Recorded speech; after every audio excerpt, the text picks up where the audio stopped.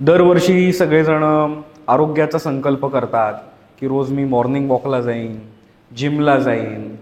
तसंच अनेक बाबतीत स्वतःला शिस्त लावण्यासाठीचा हा वेळ म्हणून वापरला जात असतो. तर आम्ही विचार केला की आपण अर्थसंकल्प देखील करायला सुरुवात करणं हे महत्त्वाचं आहे. कारण का तर जर आपल्याकडे आर्थिक रिसोर्सेस, फायनान्शियल रिसोर्सेस पुरेसे असतील तर आपलं आणखीन पुढचं सगळं जे आयुष्य आहे त्याला एक चांगली दिशा आपल्याला देता येत असते. सो त्यामुळे आपण या कार्यक्रमाचं आयोजन केलं आहे. प्रत्येक कार्यक्रम सुरू करताना मला एक गोष्ट सांगायला आवडते. सो आज अशीच आपण एक गोष्ट घेणार आहोत दोन मित्रांची, ज्यांनी एकाच कंपनीत एकाच दिवशी जॉईन केलं. एकाचा स्वभाव अतिशय खर्चिक होता म्हणून त्याला सगळेजण खर्चिक शेठ म्हणायचे. खर्चिक शेठ आणि त्याचा दुसरा मित्र तो अतिशय कंजूस होता, त्यामुळे त्याला सगळेजण कंजूस मामा म्हणायचे. ते खर्चिक शेठनी जे आयुष्य सुरू केलं आपल्या करिअरचं, ते सुरुवात करतानाच त्यांनी पहिला महागडा फोन, मग त्याच्यानंतर गाडी, जसं लग्न ठरलं तसं धूमधडाक्यात लग्न, मुलं झाल्यावरती देखील मुलांचा अतिशय लाड, त्यांना अतिशय एक्सपेन्सिव्ह शाळेमध्ये, हॉलिडेज, फिरणं वगैरे हे देखील अत्यंत लक्झरियस. रेस्टॉरंटमध्ये गेलोय तरी भरपूर सरळ हाताने टेप. असं आयुष्य जगत जगत आपले खर्चिक शेठ हे एकदम, म्हणजे जे गाणं आहे ना, काय शेठ तुम्ही नादच केला, सो तसा प्रकारचंच अगदी नाद करणारे आपले हे शेठ. आणि त्यांच्या बरोबर अपोजिट आयुष्य जगणारे हे त्यांचे मित्र, म्हणजे त्यांना सगळेजण चिडवून कंजूस मामा म्हणायचे. आता कंजूस मामांनी काय केलं, कंजूस मामांनी नोकरी लागल्यापासून एकच डोक्यात ठेवलं होतं, पैसे खर्च करायचे नाहीत, सगळे पैसे सेव्ह करायचे, साठवायचे. सो त्यामुळे त्या प्रत्येक गोष्टीला साठवत गेले. त्यांनी नोकरी लागल्यापासून फोन वगैरे घेतला, तो देखील साधासाच घेतला, बरीच वर्ष तो वापरला. त्यानंतर अगदी लग्न जेव्हा केलं तेव्हा पण फार थाटामाटात केलं नाही, सगळे पैसे ते साठवत गेले. मुलांना देखील साध्याशा डिसेंट शाळेमध्ये पाठवलं. रेस्टॉरंटना वगैरे ते फार जायचेच नाहीत. टिप बिप देणं वगैरे तर गोष्ट अजूनच पुढची राहिली. असं आयुष्य आपले कंजूस मामा जगत राहिले. हे सगळं करत असताना जे पैसे वाचवत होते, दोन्ही मित्र रिटायर झाले. रिटायर झाल्यानंतर त्यांनी पाहिलं असं की जे आपले खर्चिक शेठ होते त्यांनी तर इतक्या प्रमाणात कर्ज करून ठेवली होती की त्यांना जसा रिटायरमेंट फंड आणि सगळ्या गोष्टी आल्या त्यामधनं देखील त्यांचं कर्जच जाणार होतं, फारसे काही पैसेच नव्हते. त्यामुळे रिटायरमेंट नंतर देखील काय बरं काम करू अशा विचारामध्ये खर्चिक शेठ होते. आणि ह्याच्या दुसऱ्या बाजूला आपल्या कंजूस मामांचं काय झालं बरं. आता तुम्हाला वाटत असेल कंजूस मामांकडे पण खूप पैसे आले असतील, त्यांनी साठवलेत, पण लक्षात घ्या ते पैसे फक्त सेव्ह करत होते. त्यामुळे पैसे त्यांच्याकडे होते निवृत्तीला, पण गंमत अशी झाली की ज्या वेळेला ते रिटायर झाले त्याला त्यांना जाणवलं की महागाईच एवढी आहे की माझ्याकडे मी कितीही पैसे साठवलेले असले तरी मी काही याला तोंड देऊ शकत नाहीये. I have to work even after retirement. So आता तुम्ही म्हणाल मग नक्की आयुष्य जगायचं तरी कसं जगावं. याच गोष्टीची आपल्याला चर्चा करायची आहे की पैसे केवळ साठवणं या पलीकडे जाऊन साठवलेले पैसे गुंतवणं. मित्रांनो, जर पैसे फक्त आपण साठवत गेलो तर लक्षात घ्या महागाईचाच दर जवळपास 7 ते 8% चालू आहे. म्हणजे आज माझ्याकडे जर 1 लाख रुपये असतील तर त्या 1 लाख रुपयामध्ये मी जितक्या वस्तू आणि सेवा आज विकत घेऊ शकतो, मी बरोबर पुढच्या वर्षी तेवढ्याच वस्तू आणि सेवांचं बिल फॉलो करून दुकानात सगळ्या गोष्टी घेऊन आलो तर होईल काय? माझ्याकडे 1,00,000 त्या गोष्टी घेता येतील का? मला 1,08,000 रुपये लागतील. आणि जर माझ्या सेव्हिंग बँकेच्या अकाउंटमध्ये मी ठेवलेले असतील तर 1,03,000 होतील. आणि जर मी 30% टॅक्स लॅब मध्ये पण येत असेल तर त्यातला सुद्धा 1,000 गेले, म्हणजे राहिलेत 1,02,000, 1,02,000. त्यामुळे बघा 1,00,000च्या सामानाला विकत घेण्यासाठी पुढच्या वर्षी 5,000 ते 7,000 रुपये कमी पडतायत. सो ज्या वेळेला हीच गोष्ट 15 वर्ष 20 वर्षांनंतर होत असेल त्यावेळेला हा डिफरन्स किती मोठा होत जात असेल. आपल्यापैकी बरेच जण हे सिनियर्स आहेत, त्यांनी एक आयुष्य असं बघितलंय की ज्या वेळेला त्यांनी पैसे साठवले आणि नुसतं एफडी जरी केलं तरी त्याच्यावरती 11%, 12% रेट ऑफ रिटर्न बघितलायत ना, रेट ऑफ इंटरेस्ट. सो त्यामुळे ही इन्व्हेस्टमेंट वगैरे भानगड करायची गरजच नव्हती. फक्त पैसे साठवले आणि एफडी जरी केले सेफ तरी सुद्धा महागाईपेक्षा जास्त वेगाने पैसे वाढत होते. मात्र हीच गोष्ट आज जे माझ्याकडे इकडे तरुण मंडळी बसलेली आहेत त्यांनी त्यांच्या इथून पुढचा विचार करताना जर प्लॅनिंग करायचं ठरवलं तर तुम्हाला पैसे फक्त साठवून तुमचं काम भागेल का? तर तुम्हाला साठवलेल्या पैशांना किमान महागाईपेक्षा जास्त वेगाने वाढण्याचा विचार केला गेला तरच त्या इन्व्हेस्टमेंटना अर्थ राहील. लक्षात घ्या. म्हणून आपल्याला ह्याच्यामध्ये जर आपण पैसे फक्त साठवत असू तर आपला पर्स्पेक्टिव्ह हा बऱ्यापैकी शॉर्ट टर्मचा असतो. पण ज्याला आपण इन्व्हेस्टमेंट करतो त्याला लॉंग टर्म पर्स्पेक्टिव्हचा विचार करतो. रिस्कचा विचार जर आपण केला तर पैसे साठवलेत ह्यामध्ये कमी रिस्क आहे, पण इन्व्हेस्टमेंटमध्ये रिस्क थोडी जास्त आहे. लक्षात घ्या. पण रिस्क जास्त असेल तर ऑब्विसली रिटर्न देखील जास्त आहे. अदरवाईज जर मी पैसे सगळे साठवतच राहिलो, मी माझ्या पैशावरती कुठलीच रिस्क नाही घेतली, तर कुठलीही रिस्क न घेणं ही आपल्या पैशाबरोबर घेतलेली सगळ्यात मोठी रिस्क ठरते. लक्षात घ्या. जर आपण अशा प्रकारे रिस्कला घाबरलो आणि जर पैसे फक्त साठवत गेलो तर हळूहळू महागाईच्या वेगापेक्षा कमी दराने वाढणारे आपले पैसे हे आपल्या पैशाची पर्चेसिंग पॉवर इव्हॅपोरेट करून ठेवतात. म्हणजे जसं अगदी एखादं कोल्ड्रिंक आपण ग्लासमध्ये ओतून ठेवलं तर त्याच्यातला जो चुरचुरीतपणा आहे ना तो लगेच प्यायल्यावरती राहणार आहे. पण हाच जर मी 2 तासानंतर प्यायला गेलो तर त्यात काय झालेलं असेल? द्रव्य त्यात तेवढंच भरलेलं दिसेल, पण पर्चेसिंग पॉवर त्याच्यातनं निघून गेलेली असेल. सो लक्षात घ्या. या गोष्टीला समजून घेऊन पुढचा टप्पा करणं अतिशय गरजेचं असतं. That is financial planning. की मी माझ्या कोणत्या पैशावरती रिस्क घेऊ शकतो आणि कुठल्या पैशावर रिस्क घेऊ शकत नाही. मित्रांनो, 60% फायनान्शियल प्लॅनिंग हे फक्त एका गृहीतकाभोवती फिरत असतं. ते म्हणजे मला लागू शकणारे लगेचचे पैसे कोणते आणि मला किमान 4 ते 5 वर्ष लागणार नाहीयेत असे पैसे कोणते. So dividing your money between short term and long term. आपण बऱ्याच वेळेला ऐकलेलं असतं शॉर्ट टर्म आणि लॉंग टर्म, पण आपण आपल्याकडच्या असलेल्या पैशाला फक्त पैसे म्हणून पाहतो. आणि होतं काय? त्या पैशाला फक्त पैसे म्हणून जर पाहत असू आपण तर आपल्याला इन्व्हेस्ट करायची वेळ आली तर आपण घाबरतो. आपण काय म्हणतो? अरे इन्व्हेस्ट करणं म्हणजे रिस्क मला घ्यायची नाही.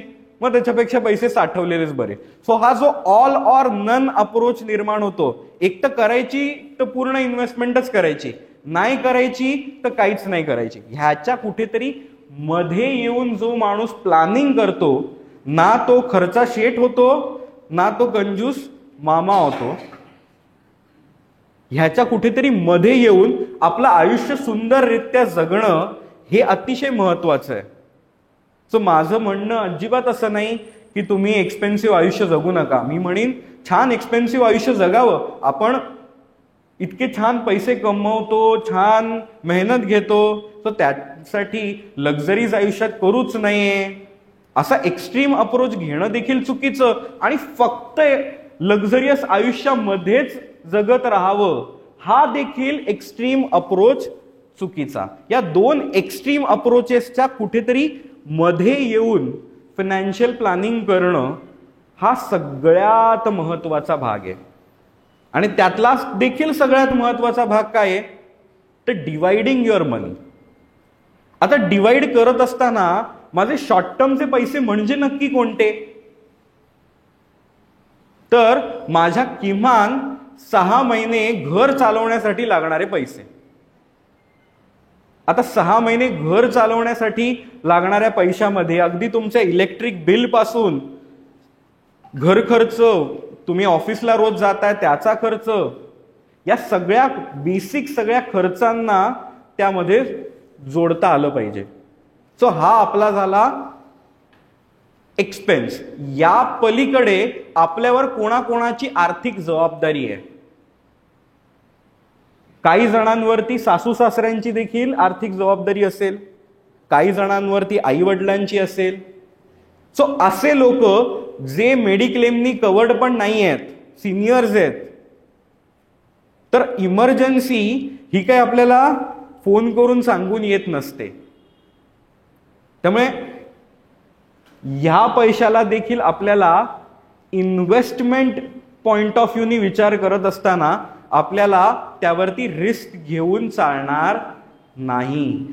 नाहीतर जर कोणी घरातला ऍडमिट आहे आणि पैसे काढायचे आणि काढायला कुठे जातोय आपण, आपल्या शेअर बाजारात गुंतवलेल्या पोर्टफोलिओमध्ये, हे तर वर्तन योग्य नाही राहणार. सो त्यामुळे आपल्याला हे पैसे अगदी इमिजिएटली लिक्विड करता येतील अशा स्वरूपात गुंतवून ठेवणं आणि ह्या सगळ्या पैशांच्या पलीकडे म्हणजे 6 महिन्यावर मला लागू शकणारे पैसे, मेडिकल इमर्जन्सीसाठीचे पैसे, ज्यांची माझ्यावर जबाबदारी आहे त्याला देखील कॅल्क्युलेट करून माझ्याकडे काही सरप्लस अमाऊंट राहते. ही सरप्लस अमाऊंट ला आपण प्रश्न विचारला पाहिजे की मला वापरायचं नक्की कधी आहे. होतं काय, आपल्याला घर घेण्याचा प्लॅन पण ह्याच्यातनच असतो, गाडी घेण्याचा प्लॅन देखील ह्यातनच असतो, किंवा एखाद्या फॉरेन टूरला पण जाण्यासाठी हीच अमाऊंट असते. पण ह्याला आपण सगळ्याला सरसकट लॉंग टर्म म्हणून टाकलं आणि इन्व्हेस्टमेंट जरी केली तरी आपली बऱ्याच अंशी फसगत होऊ शकत असते. कारण का तरी त्याच्या मागचा पर्पज आपला क्लिअर नसतो. त्यामुळे जसे आपल्याकडे पैसे जमलेले असतात आणि तो पर्पज निर्माण होतो, आपण पैसे काढून घेतो. मोस्ट ऑफ आजच्या तरुणांचं काय होतंय माहितीये का तुम्हाला? आजच्या तरुणांमध्ये बरेच जण इन्व्हेस्टमेंट्स पण करतायत, पण जसे पैसे जमतात 10-12 लाखाचा पोर्टफोलिओ झाल्यावरती त्यांना लक्षात येतं की मला ना घर घ्यायचंय, की ते 10 ते 12 लाख पूर्ण काढून पूर्ण 2 BHK 3 BHKच घर, पहिलंच घर, मोठं घर घ्यायचं तर आत्ताच घ्यायचं, नाहीतर कधी घेता नाही येणार. आत्ताच 2 BHK ऐवजी 3 BHK घेऊन टाकू. सो त्यामुळे होतं काय, तुमच्याकडच्या सगळ्या सेव्हिंग्स ज्या आहेत त्या पूर्ण झिरोवर आल्या की परत पहिले पाढे 55 की परत पैसे गुंतवणूकून थोडे पैसे जमले की मुलांचं काहीतरी एज्युकेशन आलं, किंवा हे पण नाही आलं, छान पैसे जमले तर वाटतं काय आपल्याला की आता हे घराचं घेतलेलं कर्ज आहे ना ते फेडून टाकूया, कर्जात नाही राहायचं. अतिशय विचार करून घ्यायचा निर्णय असतो हा. मात्र आपण आपल्याकडे केलेल्या इन्व्हेस्टमेंट्स, या इन्व्हेस्टमेंटवरती जर रिटर्न डबल डिजिटमध्ये मिळतोय आणि आपलं कर्ज सिंगल डिजिटमध्ये चाललंय, पण फक्त आपल्याला कर्ज नको, या एका गोष्टीपायी आपण ते पटकन कर्ज विकण्याचा ज्यावेळेला निर्णय घेतो त्यावेळेला लक्षात घ्या, आपणच आपल्या पैशाची इन्व्हेस्ट करून वाढण्याचा जो वेग आहे तो आपणच संपवलेला असतो. आणि ज्या वेळेला आपण असं कर्ज घेतो, गृहकर्ज, आठवा त्याच्या सुरुवातीच्या टप्प्यातच इंटरेस्ट कंपोनंट जास्त असतो. सो ज्या वेळेला तुमचं कर्ज अगदी 4-5 वर्षांवरती आलेलं असतं आणि त्याच वेळेला तुमच्याकडे बऱ्यापैकी साइजेबल अमाऊंट देखील जमलेले असतात आणि त्याच वेळेला आपल्याला वाटतं की आपण आता कर्जमुक्त होऊया, पण या गोष्टीमध्ये एक फसगत होते की जे पैसे आपले 12-14% वाढतायत त्यांना आपण काढून टाकतो आणि ऑलमोस्ट 80 ते 90% त्यातनं प्रिन्सिपलच अमाऊंट असतं ते भरून टाकतो आणि एक वेल्थ क्रिएशनची मोठी संधी असते ती आपण त्या क्षणाला गमावतो. आता काही जण मला म्हणतात की नाही, मग आम्ही तो जो EMI थांबलाय ना, ते EMI मधनं पण SIP करतो. पण मित्रांनो, टाइम व्हॅल्यू त्यातनं गेलेली असते. ज्या वेळेला आपल्याकडे एक 22-25 लाख रुपये आहेत, हे 22-25 लाख जर 10 वर्ष जर राहिले आणि 15% वेग मिळाला तरी ते 4 पटीने मोठे होऊ शकतात. त्या 25 लाखाची 10 वर्षामध्ये व्हॅल्यू 1 कोटी येऊ शकत असते. पण हेच 25 लाख ज्यावेळेला आपण लोन फेडून टाकतो त्यावेळेला त्याची व्हॅल्यू 25 लाखावरती आपण शून्य केलेली असते. आता त्याच्यासाठीचा 25-30 हजाराचा हप्ता आहे, तो जरी तुम्ही 10 वर्ष भरत राहिलात तरी तुम्हाला जेवढी अॅक्युम्युलेट करू शकत होतात व्हॅल्यू तेवढी काही त्यातनं जमू शकत नसते. पण हे का होत नाही आपल्याकडनं? बिकॉज आपण फायनान्शियल प्लॅनिंग पॉइंट ऑफ व्ह्यूनी याला कधी बसलेलंच नसतो. पण तुम्हाला गंमत माहितीये का, हे फायनान्शियल प्लॅनिंग करणं बरेच जण टाळतात. का बरं टाळतात? आता हे काही फायनान्शियल प्लॅनर कडनं तुम्ही जितकी काही आर्टिकल्स वाचली असतील आर्थिक विश्वातली किंवा व्हिडिओज बघितले असतील, त्यात दरवेळेला खालती एक शेवटी लाईन काय दिलेली असते, कुठलीही गुंतवणूक कशी करा, आर्थिक सल्लागाराच्या सल्ल्याने करा, लिहिलेलं असतं की नाही. पण आर्थिक सल्लागाराचा सल्ला घेऊन इन्व्हेस्टमेंट करणं हे ऑलमोस्ट सगळेजण टाळतात. सो आम्ही पाहतो काय, आमच्याकडे इन्व्हेस्टमेंटला येणाऱ्या लोकांची एक ॲव्हरेज वय जर बघितलं तर ते 50 ओलांडलेलं असतं. ऍक्च्युली आयडियली स्पीकिंग आमच्याकडे अगदी 30 जर कोणी आला असेल तर दॅट इज द बेस्ट. पण मोस्ट ऑफ लोकांकडे ह्या सगळ्या गोष्टीला डिले करत 50 ओलांडून जाते.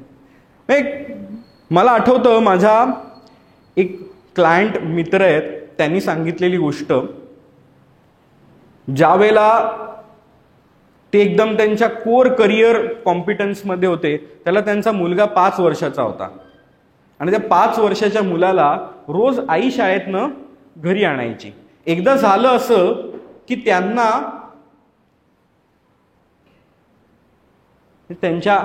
त्या मुलाच्या आईला, त्यांच्या बायकोला त्यांचे वडील आजारी पडले आणि तो फोन आला. अचानक त्यांना निघावं लागलं. त्यांनी ऑफिसमध्ये त्यांना फोन करून सांगितलं की असं असं झालंय, मला बाहेरगावची ट्रेन पकडून मी चालली आता, सो प्लीज 3 वाजता मुलाला शाळेतनं आणायला विसरू नका. पण घडलं काय, त्यांना हे लक्षात होतं, बट 1-1:30 वाजता त्यांच्या बॉसचा फोन आला, अमुक ब्रँडचा सगळा डेटा बनवून मला हवाय आणि तो मला 4 पर्यंत हवाय. हे म्हटल्यावरती ते लगेच सगळ्या कामामध्ये इतके गढून गेले की त्यांनी लंच ब्रेक पण घेतला नाही. आणि ज्या वेळेला 3:45 वाजता त्यांनी तो डेटा दिला आणि भूक लागली म्हणून सगळ्यांनी काहीतरी स्नॅक्स वगैरे घेतले काहीतरी खायला, त्यावेळेला त्यांना आठवलं, अरे 3 वाजता तर मला मुलाला आणायला जायचं होतं. लक्षात घ्या, सगळ्यात महत्वाचा दुसरा मुद्दा, मॅनेजमेंटमधलं अतिशय बेसिक प्रिन्सिपल, की कुठल्या गोष्टी अर्जंट आहेत, कुठल्या गोष्टी इम्पॉर्टंट आहेत, ह्या सगळ्याला आपण डिवाइड करतो. पण होतं काय की ज्या गोष्टी इम्पॉर्टंट असतात त्या जोपर्यंत अर्जंट होत नाहीत तोपर्यंत आपण काय करतो, परीक्षेचा अभ्यास आदल्या दिवशी, डेडलाईनच्या 1-2 दिवस आधीपासून भरपूर काम. तसंच होतं काय, फायनान्शियल प्लॅनिंग ही गोष्ट देखील या कुठल्या कॅटेगरीत येते बरं? It is important but it is not that urgent. So त्यामुळे आपण काय म्हणतो, इम्पॉर्टंट आहे, करू करू आणि करत ती पुढे पुढे पुढे पुढे टाकत ज्या वेळेला रिटायरमेंटची हाक ऐकायला येते त्यावेळेला मोस्ट ऑफ लोकांना इन्व्हेस्टमेंट प्लॅनर्स किंवा फायनान्शियल ॲडवायझर्स यांचा सल्ला घ्यावा असा वाटायला लागतो. आणि ह्यामध्ये होतं काय, अजून तोपर्यंत मोस्ट ऑफ जी तरुण पिढी आहे त्यांच्या बऱ्याच आर्थिक चुका करणं बाकी असतं. तोपर्यंत पैसे पहिले मी कमवलेत, या पैशाला मी सगळं ओळखतो, त्यामुळे सगळे पैशाचे जे काही निर्णय घ्यायचे मग ते मलाच घ्यायचे. म्हणजे आजच्या पिढीचे आवडते निर्णय कुठले, तर शेअर ट्रेडिंग करणं, क्रिप्टो करन्सीज, डायरेक्ट शेअर्स घेणं विकणं, कुठले तरी व्हिडिओज बघणं, त्याच्यामधनं लोकांना सांगणं देख मैंने ये शेअर लिया इतना अच्छा हुआ, पण त्याच्यात 10 शेअर्समध्ये घालवलेले पैसे त्याच्याबद्दल गपचूप राहणं. या सगळ्यात 15-20 वर्ष गेली की 50च्या हाका ऐकू आल्या की लोकांना आठवतं की आता माझ्याकडे हातात वर्ष खूप कमाईची वर्ष कमी राहिली. आता ज्यावेळेला कमाईची वर्ष कमी राहिली आहेत त्यावेळेला फायनान्शियल प्लॅनर किंवा आर्थिक नियोजनकाराच्या सल्ला घेणारे मोस्ट ऑफ लोक असतात. पण वर्षाची सुरुवात आपण करतोय तर माझी विनंती आहे सगळ्या तरुणांना की तुम्ही जितक्या लवकर तुमच्या फायनान्शियल प्लॅनिंगला इम्पॉर्टन्स द्याल, त्याला एक शेड्यूल कराल, तर तुमच्या पूर्ण आर्थिक आयुष्याला एक दिशा राहते. अदरवाईज होतं कसं, आपल्याकडे पैसे जमतात, जसे जसे जसे जसे माणसाची 35-40 येते त्याच्याकडे 70-80 लाख 1 कोटी असा पोर्टफोलिओ पण होईल. पण त्या पोर्टफोलिओला जर नाव दिलं नसेल तर होतं काय, कोणी अर्जंट कोणतरी कोणाचं तरी आजारी पडतं, लांबचे काका वगैरे ते तुमच्याकडे पैसे मागतात आणि आपल्याला वाटतं रे माझ्याकडे ते 1 कोटीचा पोर्टफोलिओ आहे. असे पैसे देऊन नाती चांगली राहतात की नाही राहत हा वेगळा विषय आहे. मात्र तुमच्या पोर्टफोलिओमधनं पैसे झपाझप जाऊ शकतात. मग हे झाले आपल्या सद्गुणातनं झालेले खर्च. तसंच आपल्याला देखील अनेक लक्झरीज खुणावतात आणि आजच्या जगात तर तुम्ही फोन 10,000चा पण मिळतो आणि 1,80,000चा पण मिळतो. रेस्टॉरंटमध्ये 2,000चं पण बिल करता येतं आणि 20,000चं पण बिल करता येतं. कधी कुठे कसे आपण लक्झरियस आयुष्य जगतोय ह्याच्यावरती आपला जर नियमन झालं नाही, I will not use word control.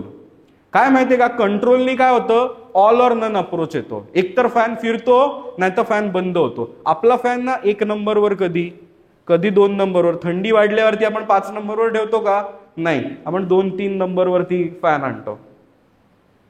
फारच थंडी असेल तर आपण पूर्ण बंद पण करू शकतो आणि उन्हाळा आला तर 4-5 वरती पण फिरवू शकतो. तसंच आपल्या फायनान्शियल बजेटिंगला देखील रेग्युलेट करता येणं मित्रांनो ही काळाची गरज आहे. हे करत आपण आपल्या पैशांना जर नाव देऊन ठेवलं की हे ना मला घर अपग्रेड करायचंय, आत्ताच्या माझ्या जमलेल्या पैशांमध्ये डाऊन पेमेंट करून मला पहिलं 1 BHKचंच घर घेता येत आहे, फाईन, नो प्रॉब्लेम. 7-8 वर्ष अजून त्या 1 BHKच्या घरात राहून जे पैसे मी अजून जमा करीन आणि पुढचं आयुष्यात माझं घर जे आहे ते 3 BHKचं घेईन की. पण होतं काय माहिती आहे मित्रांनो, या सगळ्या मॅट्रिक्सेस मध्ये की we consume all luxuries as if we are going to die tomorrow. आपण अगदी उद्या मरणारच आहोत. जिले अभी. सगळ्या ज्या ज्या लक्झरीज आहेत बघा, त्या लक्झरीज कधी मिळतात आपल्याला? अशा पॉइंटला मिळतात की त्यांना वाटतं की आत्ता नाही तर कधी नाही. मग तो असा एकदम स्पायसी चीझी पिझ्झा असो, समोर कोणीतरी ऑफर केलेला 3 BHKचा आवडलेला लक्झरियस फ्लॅट असो, एखादी चमचमती आवडलेली गाडी असो, एनी काइंड ऑफ लक्झरीज. आपल्याला काय वाटतं? अभी नाही तो कभी नाही. आणि उलट पक्षी स्वतःला शिस्त लावून घेणं आणि या सगळ्या गोष्टींना आपण काय म्हणतो? आज नाही तो कल. जणू काही आपण कधी आयुष्यात नाही आज जाणारच नाही आहोत, आपण अमर आहोत. फायनान्शियल प्लॅनिंग, स्वतःला शिस्त लावून घेणं, या गोष्टींबाबत आपला अप्रोच असा असतो, उद्या उद्या करत जणू काही मी या जगातनं कधी मरणारच नाहीये. बघा मित्रांनो, या दोघांचाही सिक्वेन्स नीट करून घेऊन कुठल्या गोष्टीला शेड्यूल करायचं, कुठल्या गोष्टीला तातडीने करायचं, ह्याचे निर्णय योग्य प्रकारे घेण्यात आयुष्यातली खूप महत्वाची किल्ली आहे. तरी ही किल्ली खूप कमी लोकांना आयुष्यात मिळते आणि त्यासाठी सगळ्यात सोपा आणि इन्व्हेस्टमेंटचा अतिशय सरळ मार्ग आहे, जो म्हणजे SIP बद्दल आपण भरपूर ऐकलेलं असतं, सिस्टमॅटिक इन्व्हेस्टमेंट प्लॅन. पण सिस्टमॅटिक इन्व्हेस्टमेंट प्लॅन का बरं करायचा असतो, ह्याचे काही बेसिक महत्वाच्या गोष्टी आजच्या कार्यक्रमात मला तुमच्या समोर मांडायच्या आहेत. की एकतर माणूस हा विसराळू आहे, हे तर आपण पाहिलंच. तसंच आपण डिले करत राहतो. आठवा, ज्या वेळेला आपल्याकडे इलेक्ट्रिसिटी बिल सुद्धा रांगेत उभं राहून भरायची वेळ होती, त्याला मोस्ट ऑफ लोकांना विथ पेनल्टी ते बिल भरावं लागायचं. आठवतोय तो काळ?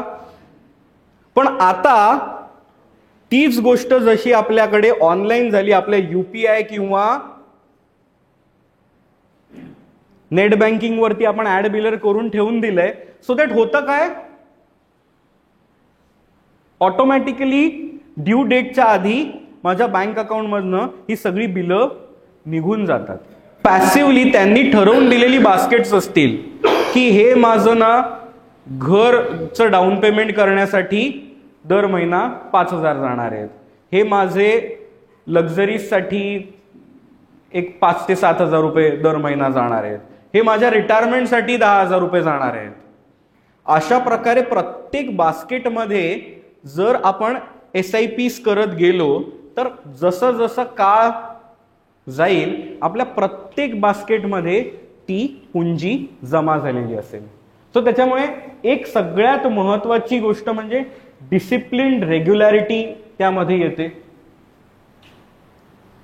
त्याच्यानंतर इमोशनल कंट्रोल जो आपला आहे, तो आपला इमोशनल कंट्रोल जो आहे तो इन्व्हेस्टमेंटवरती राहत नाही. ही सगळ्यात महत्वाची गोष्ट आहे. अदरवाईज जर आपला भावनिक कंट्रोल असेल त्यावरती, तर इतक्या मोठ्या प्रमाणात सतत तुमच्यावरती बातम्यांचं बंबार्डिंग होत असतं की आता जगामध्ये हे युद्ध झालं, माय गॉड, मार्केटवरती त्याचा काय परिणाम होईल, माझ्या इन्व्हेस्टमेंटचं काय होईल, असे सगळ्या गोष्टीमधनं आपण जे निर्णय घेतो, बदलतो, त्यामध्ये बऱ्याच गोष्टी मध्ये बदल होत जात असतो आणि आपल्या गुंतवणुकांवरती त्याचा परिणाम होतो. तसंच अतिशय महत्वाची तिसरी गोष्ट म्हणजे ॲव्हरेजिंग इन्व्हेस्टमेंट्स.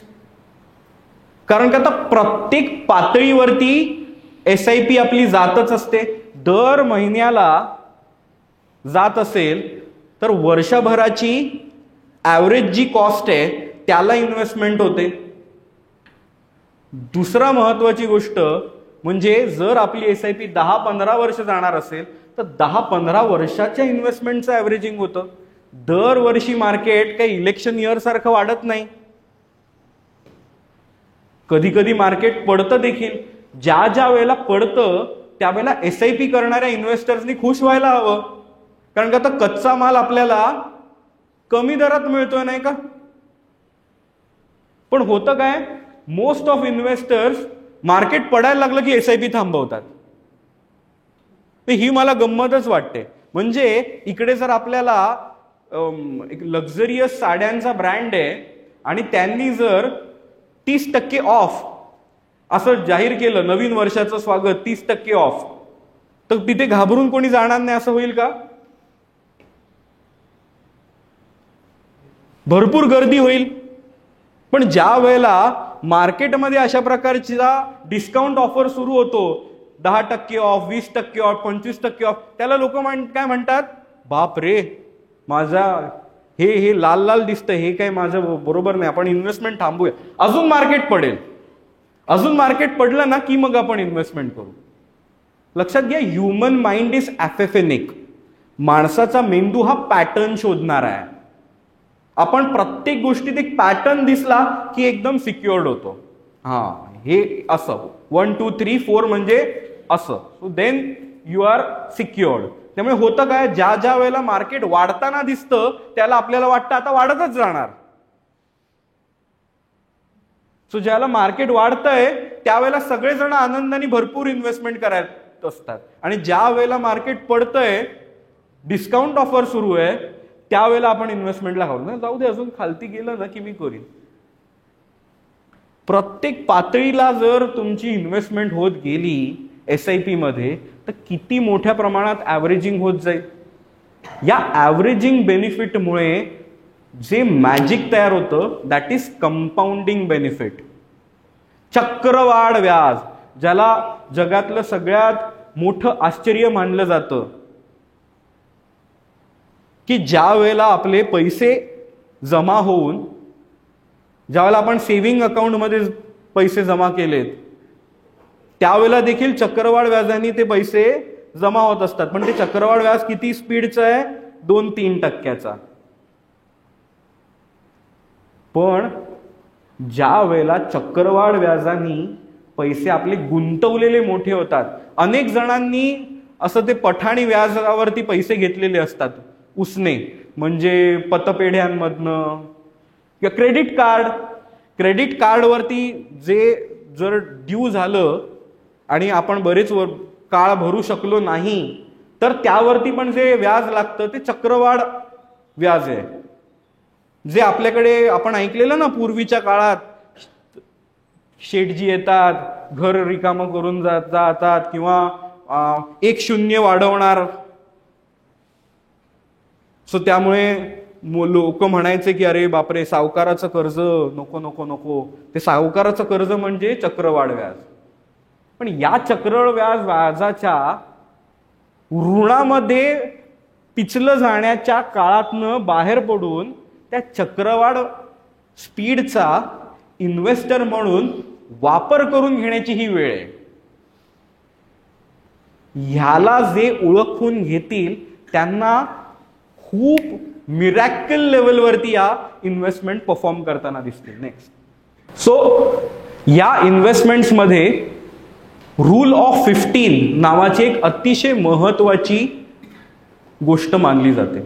तर रूल ऑफ 15 म्हणजे काय, तर 15,000 रुपये दर महिन्याला आपण जर SIP करत असू आणि 15 वर्ष ही SIP जर रेग्युलर लेवलवरती आपण चालवली आणि 15% रिटर्न जर त्या इन्व्हेस्टमेंट्सवरती मिळाला तर होतं काय, 1 कोटी रुपये आपल्याकडे जमा होऊ शकतात. Just in 15 years with this compounding magic तुमच्याकडे 15%च्या स्पीडनी 15,000चे 15 वर्षात 1 कोटी रुपये तयार होतात. That is rule of 15. त्यावरती तुम्ही भरपूर त्याच्यावरती रिसर्च मटेरियल ऑनलाईन अवेलेबल आहे. पण 15 वर्ष ही SIP कंटिन्यू करत राहणं ही सगळ्यात मोठी चॅलेंजिंग गोष्ट आहे. म्हणजे पीटर लिंच हे फिडेलिटी मेंगेलियन या म्युच्युअल फंडाचे fund manager. Fidelity Magellan mutual fund हा आत्तापर्यंतच्या म्युच्युअल फंडाच्या इतिहासातला सगळ्यात जास्त यशस्वी ठरलेला फंड. त्यांनी दिलेले रिटर्न्स किती आहेत तुम्हाला कल्पना आहे? 18 वर्षासाठी 27% CAGR, 27% compounded annual growth return Peter lynch या फंड मॅनेजरनी मिळवून दिले. पीटर लिंचची बरीच पुस्तकं फेमस आहेत. त्या पीटर लिंचना 18 वर्ष त्यांनी पूर्ण केल्यानंतर त्यांनी निवृत्ती घ्यायचं ठरवलं आणि ते निवृत्त होत असताना फिडेलिटी इन्व्हेस्टमेंट्सनी त्यांना भव्य सत्कार करून निरोप द्यायचं ठरवलं. त्याचं जे निरोपाचं भाषण झालंय त्या भाषणात त्यांनी एक अत्यंत इंटरेस्टिंग गोष्ट मात्र आपल्याला सांगितली आहे की माझ्या या सगळ्या कर्तृत्वाचा तुम्ही खूप सन्मान करताय. 27% CAGR म्हणजे आपण 15% CAGR नी सांगितलं ना तुम्हाला. 15% CAGR, तो 15% CAGR नी जर 1 कोटी होत आहेत, यू कॅन इमॅजिन 27% याच्यानी काय झाले असतील. पण पीटर लिंच म्हणाले की मला खेद एकच गोष्टीचा आहे की मी ज्या लोकांच्या पैशांनी ही हा पराक्रम करून दाखवला त्यातल्या 90% लोकांना त्यांच्या पोर्टफोलिओमध्ये हा रिटर्न पदरात पाडून घेता आला नाही. का बरं? Apophenic nature of human mind. Pattern शोधणं, मार्केट टाइम करायला पाहणं, घाबरून SIP मध्येच थांबवणं, मध्येच इन्व्हेस्टमेंट्स काढून घेणं. 15 वर्ष निश्चलपणे डिसिप्लिन्ड वेनी SIP करत राहणं हे सोपं काम नाही. या मधल्या काळात म्हणजे हा एक जंगलातनं जाणारा रस्ताच आहे. त्या जंगलातनं जाणाऱ्या रस्त्यात जसे आपल्याला अनेक श्वापदं लागतात, अनेक संकट येतात, तशी या पुढच्या 15 वर्षाच्या काळात काय काय घडून ठेवलंय या पुढच्या काळात हे आज आपण भविष्यवेत्ता म्हणून सांगू शकत नाही. जगात कोणती युद्ध होणार आहेत, जगात कुठला अजून भव्य दिव्य शोध लागणार आहे ज्याच्याने अख्खं जग बदलून जाऊ शकेल, या सगळ्या काळामध्ये प्रत्येक घडलेल्या बातमीवरती किंवा घटनेवरती खूप मोठी बातमी मीडिया हाऊसेस करणार. आणि मीडिया कुठल्या गोष्टीची बातमी करते? जी रंजक आहे. कोविड काळात आपण बघा मीडिया हाऊसेसचं बिहेवियर सगळ्यात जवळून पाहिलेलं आहे.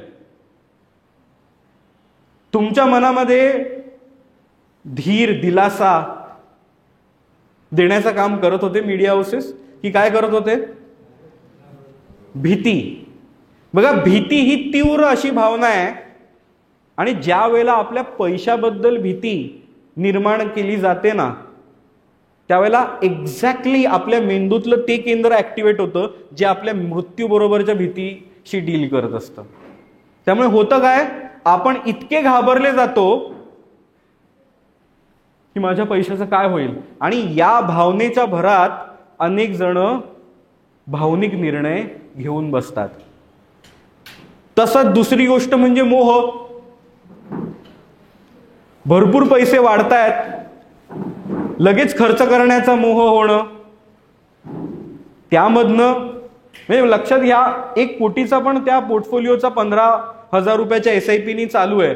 कधी ना कधी त्याच्यामध्ये 42 लाख दिसणार आहेत, कधी 60 लाखाचा टप्पा दिसणार आहे. 60 लाखाचा टप्पा मार्केट पडून पुन्हा 52 लाखावर आलाय, 52 लाखावरनं 70 लाखावर. त्या प्रत्येक वेळेला बघायचंय पोर्टफोलिओ आणि काहीच नाही करायचंय. Do you think it is simple? So ह्यासाठी म्हणून आपली मनाची तयारी करून ठेवणं हे यशस्वी गुंतवणूकदार होण्यासाठी अतिशय अतिशय महत्वाचं आहे. आधीच्या काळात पण बघा, कोविड काळामध्ये सेन्सेक्स निफ्टी किती खालपर्यंत गेलेले. जसं मार्केट बघा, आपण इन्व्हेस्टमेंट करतोय ती इन्व्हेस्टमेंटच कशात होतीये ह्याबद्दल आपल्याला ज्याला ज्ञान नसतं ना, त्याला ती टोपीवाला आणि माकडांची गोष्ट माहिती आपल्याला काय बरं होती शाळेतली टोपीवाला आणि माकडांची गोष्ट, की तो टोप्या घेऊन जात असतो, माकडं सगळी घेऊन जातात, तो डोक्यावरती हात मारतो, अरे माझ्या टोप्यांचं काय होईल. मग नंतर तो आपली एक टोपी जमिनीवर आपटतो, माकडं सगळ्या टोप्या आपटतात. शेअर बाजारात ही गोष्ट सतत होत असते. बिकॉज आपण घेतलेली गोष्ट हा दगड आहे, हिरा आहे, टोपी आहे, काय आहे ह्याचा अभ्यासच ज्या वेळेला नसेल, लक्ष्मीवरती ज्या वेळेला सरस्वतीचं नियंत्रणच नसेल, त्यावेळेला होणार काय, आपल्याला जर माहितीच नाहीये हे काय आहे, आणि जर भीतीचं वातावरण दिसतंय, पहिलं विकून आपले पैसे सेफ करून टाकू बाबा, या विचारात सामान्य इन्व्हेस्टर्स पहिले या भीतीच्या लाटेतनं गळून जातात. आणि ही गोष्ट मोठे इन्व्हेस्टर्स ओळखून असतात. त्यामुळे मुद्दामून जुन्या घडलेल्या बातम्यां देखील 1-2 वर्षानंतर फक्त रिलीज केल्या जातात, नंतर सॉरी बोलतात.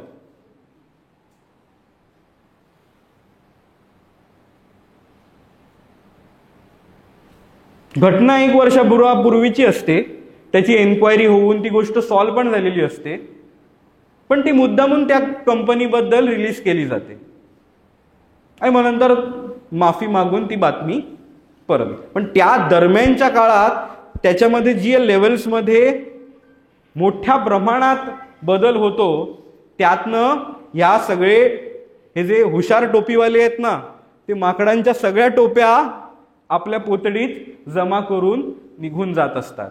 त्यामुळे लक्षात घ्या मित्रांनो, आपल्या लक्ष्मीवरती सरस्वतीचं जितकं नियंत्रण असेल, नाहीतर लक्ष्मी आपण काय मानतो, लक्ष्मी काय आहे, चंचल आहे. ही चंचल लक्ष्मी टिकून ठेवण्यासाठी कधी सरस्वती असेल तरच लक्ष्मीचा काय म्हणता येईल प्रसन्नता आपल्याला लाभेल. आणि ह्याचा तुम्ही स्वतःच्या आयुष्यात आठवा. तुम्ही ज्या कुठल्या क्षेत्रात काम करताय त्या क्षेत्रातली सरस्वती तुमच्यावरती किती प्रसन्न आहे, तरच तुमची त्या क्षेत्रातनं आर्थिक उन्नती देखील साधली गेली आहे. आपल्याकडे असे कोणी आहेत का की ज्यांना ज्या क्षेत्रातलं ज्ञान काहीही नाही, पण तरी देखील त्यांच्याकडे भरपूर प्रमाणात पैसे येत आहेत, एकदम छान चांगलं चाललंय, असं होतं का? आता तुम्ही अनेक जण म्हणाल की करप्शन आणि जमीन विकून अनेकांकडे पैसा बिसा येतो. लक्षात घ्या, भरपूर पैसे असणं आणि श्रीमंत असणं यात देखील फरक आहे. अशा वाममार्गाने आलेल्या पैसा असलेल्या लोकांना आपण काय म्हणतो, भरपूर पैसा असलेला माणूस. आपण त्यांना श्रीमंत म्हणतो का? आपल्याला श्रीमंतीच्या मार्गाने जायचंय, आणि श्रीमंतीच्या मार्गाने जायचं असेल तर आपल्या लक्ष्मीवरती जितकी सरस्वती देवता प्रसन्न, तितकी लक्ष्मी देवता आपल्याला फलदायी. Coming back to this rule of 15. So या रूल ऑफ 15 प्रमाणे जी 1 कोटी रुपयाची रक्कम जमली आहे ना, आज साधारण 30शीत असलेल्या माणसांनी फक्त रिटायरमेंटसाठी हा एवढा एक फॉर्म्युला जरी लक्षात ठेवला आणि नवीन वर्षाची सुरुवात म्हणून इतकी गोष्ट जरी केली की मी 15 वर्ष SIP करीन आणि त्याच्या पुढची 15 वर्ष रिटायर्ड होईपर्यंत जरी मला SIP करता येत नसेल, माझ्या आयुष्यात खूप रिस्पॉन्सिबिलिटीज येत आहेत, फक्त इतकंच करायचंय की त्या इन्व्हेस्ट झालेल्या 1 कोटीला आपल्याला इन्व्हेस्टेड ठेवायचंय. जर तुम्ही त्याला पुढची 15 वर्ष इन्व्हेस्टेड ठेवू शकलात तर 15% रिटर्न प्रमाणे त्याचे 8 कोटी 13 लाख होतील. 30 वर्षात रिटायर झाल्यानंतर 8,13,00,000 म्हणजे आरामात 4-4.5 लाखाची पेन्शन सारखी पेन्शन घेऊन एक सुंदर आयुष्य जगता येऊ शकतं. त्याचा मूलमंत्र रास्ता बड़ा कठिन है लेकिन नामुमकिन बिलकुल नहीं है. फक्त या प्रवासामध्ये आपल्यासोबत चांगला वाटाड्या असणं हे अतिशय गरजेचं आहे. जर तुम्ही ताडोबाच्या जंगलात स्वतःच असे वाघ बघायला गेलात तर आपलं काय होईल? आणि तेच वनरक्षकाच्या गाडीने जर ताडोबाच्या जंगलात वाघ बघायला गेलो, सेफ कुठे असाल?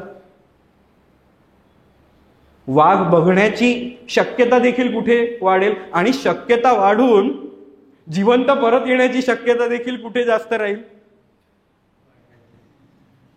सो त्यामुळे जर ताडोबाच्या जंगलात जायचं असेल तरी सुद्धा जसं वनरक्षकाच्या गाडीने जाणं महत्वाचं.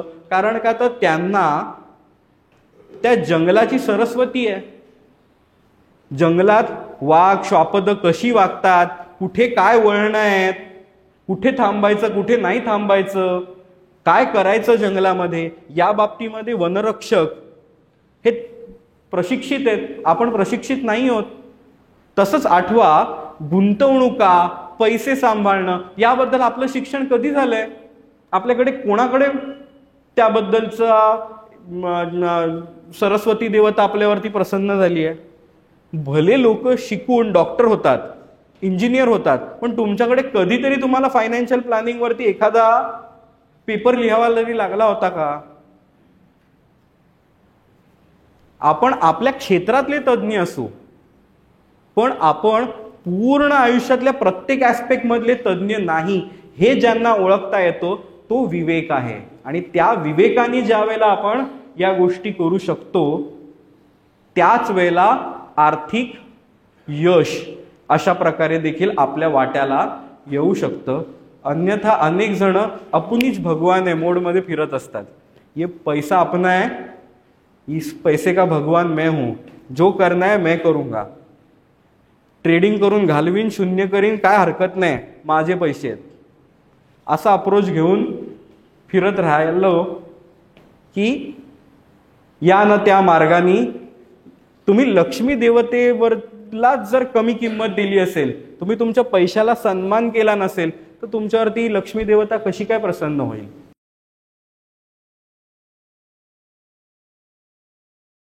So this is marshmallow taste.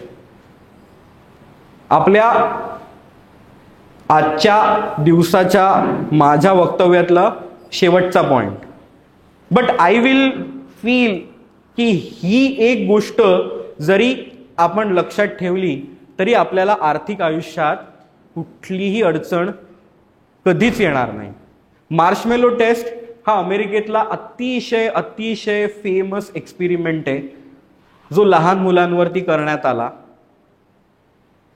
ज्यामध्ये लहान मुलांना एका रूम मध्ये एकेकाला ठेवण्यात आलं आणि त्यांना सांगितलं की ही गोड गोड marshmallow is like a toffee, एक चॉकलेट सारखी गोड गोड मार्शमेलो तुमच्या समोर ठेवलेलं आहे. तुम्हाला हवं तर तुम्ही आत्ता लगेच खाऊ शकता, पण जर मी आता बाहेर जातोय, मी परत येईपर्यंत जर या मार्शमेलोला तुम्ही खाल्लं नाहीत तर मी तुम्हाला अजून एक मार्शमेलो देईन. सो तुम्हाला 2 मिळतील. आता या मुलाचा चेहरा बघा. त्याला वाटतंय हे गोड गोड मार्शमेलो आहे, त्याच्या मनात मोह निर्माण झालाय. परत त्याच्या मनात एक शंका पण आहे, परत येतील, देतील नाही देतील काय माहिती, समोर आहे हा पण घेऊन गेला तर काय.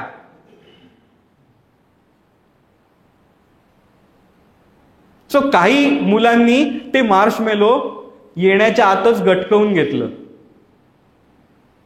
तर काही मुलं मात्र दुसरं मार्शमेलो मिळण्यासाठी म्हणून थांबली. आता या दोन्ही गटांमधली जी मुलं होती ना, त्यांचं पूर्ण पुढचं 50 वर्षाचं आयुष्य या मानसशास्त्रज्ञांनी ट्रॅक केलं आणि त्यांना एक विस्मयकारक गोष्ट लक्षात आली की ह्या बालपणीच्या वयात ज्यांनी मार्शमेलो जे पहिलं गटकवून टाकलेलं ना, त्यांचे डिवोर्सेस होण्याची शक्यता खूप मोठी होती. आर्थिक फ्रंटवरती देखील त्यांच्याकडे काही फार गोष्टी नव्हत्या. क्रेडिट कार्डची बिलं तंगलेली, पैसे फारसे खिशात नाहीतच. अशा प्रकारचं एक यू कॅन से फार सक्सेसफुल आयुष्य म्हणता येईल असं काही ज्यांनी मार्शमेलो पटकन खाल्ला त्यांच्या वाट्याला आलं नाही. वेअर ॲज ज्यांनी दुसऱ्या मार्शमेलोसाठी वाट पाहिली होती त्या मुलांचा जो डेटा होता तो अतिशय सरप्राइझिंग होता की त्यांचं वैवाहिक आयुष्य देखील फार छान होतं. त्यांची धनलक्ष्मी देवता प्रसन्न होती. अतिशय यशस्वी सक्सेसफुल करिअर त्यांचं घडलेलं होतं. त्यानंतर ही संकल्पना जगभर सगळीकडे वापरण्यात आली. मित्रांनो, फिनान्सेस इन्व्हेस्टमेंटमध्ये देखील ही गोष्ट अतिशय पायाभूत आहे.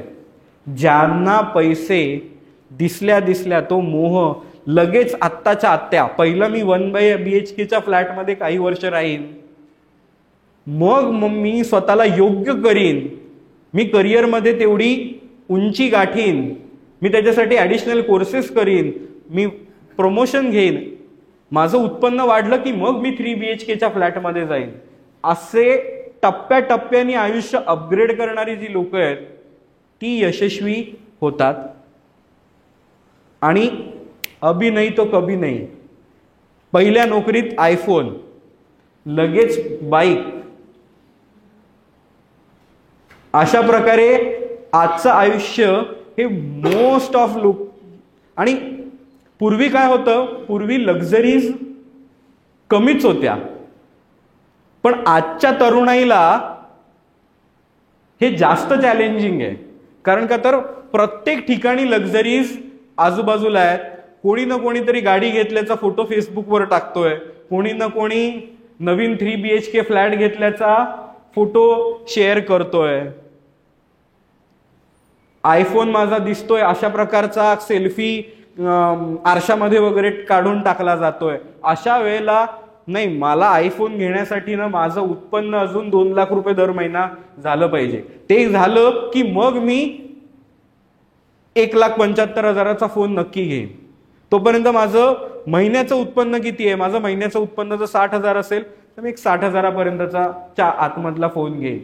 अशा प्रकारे delayed gratification, this is the very very basic and essential phenomena. Delayed gratification, आपल्या ग्रॅटिफिकेशनला, आपल्या आनंदाला आपण डिले किती करू शकतो. जे अभी नाही ते तो कभी नाही या विचारात असतात, त्यांची मनात एक गोष्ट काय आलेली असते, तो कभी नाही, अभी नाही तो कभी तो मैं कर सकता हूं, या थॉटच्या मध्ये जर आपण आलो तर मला वाटतं हा आजचा कार्यक्रम देखील यशस्वी ठरला आणि या सगळ्यांना पुढच्या आर्थिक आयुष्याला एक दिशा मिळाली असं मानता येईल. इतकंच बोलून मी थांबतो. धन्यवाद. अलिबागमध्ये आमचं ऑफिस आहे आता मधुबन सोसायटीमध्ये आणि गेली 3 वर्ष आम्ही सगळ्या प्रकारच्या म्युच्युअल फंड इन्व्हेस्टमेंट, गुंतवणूक सेवा या देतोय. माझा प्रितेश, सानिका, चिन्मय असे सगळे सहकारी इकडे असतात. मी गेल्या 3 वर्षापासून आता अलिबागकर झालेलो आहे. आठवड्यातले 4 दिवस तरी मी अलिबागमध्ये राहूनच काम करतोय.